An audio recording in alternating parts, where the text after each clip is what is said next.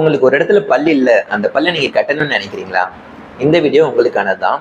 பல் கட்டுறதுல என்னென்ன வகை இருக்கு, ஒவ்வொன்னோட அட்வான்டேஜ் என்ன, டிஸ்அட்வான்டேஜ் என்ன அப்படின்னு சொல்லி இந்த வீடியோல பார்க்கலாம். நான் doctor Princeton Bruno, miracle dental care.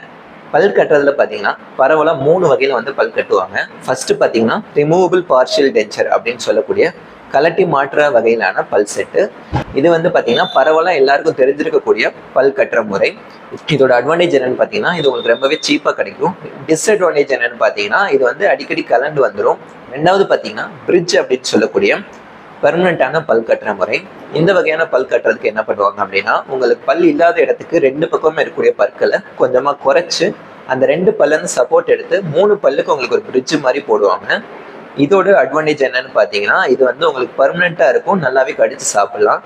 Disadvantage என்னன்னு பார்த்தீங்கன்னா இந்த வகையான பல் கட்டுறதுக்காக 2 நல்லா இருக்கிற பற்களை கொஞ்சமா குறைக்க வேண்டிய சூழ்நிலை ஏற்படும். அதிகமா குறைக்க மாட்டாங்க, 2 mm தான் எல்லா பக்கமும் சுத்தி குறைப்பாங்க. 3வது வகை பார்த்தீங்கன்னா இம்ப்ளான்ட் அப்படின்னு சொல்லக்கூடிய பல் பதிய முறை. இந்த வகையான பல்கட்டு முறையில் பார்த்தீங்கன்னா டைரெக்டாக உங்கள் பல்லோட எலும்புக்கு கீழே ஒரு ஸ்க்ரூ மாதிரி வச்சு அந்த ஸ்க்ரூலேருந்து சப்போர்ட் எடுத்து டைரெக்டாக வந்து பல் கட்டுவாங்க. இதோட அட்வான்டேஜ் என்னன்னு பார்த்தீங்கன்னா இது பெர்மனெண்ட்டாக இருக்கும், நல்லா கடிச்சு சாப்பிடலாம். டைரெக்டாக பல்லோட எலும்புலேருந்தே சப்போர்ட் எடுக்கிறதுனால தேவையில்லாமல் 2 பற்களை குறைக்க வேண்டிய சூழ்நிலை இதில் ஏற்படாது.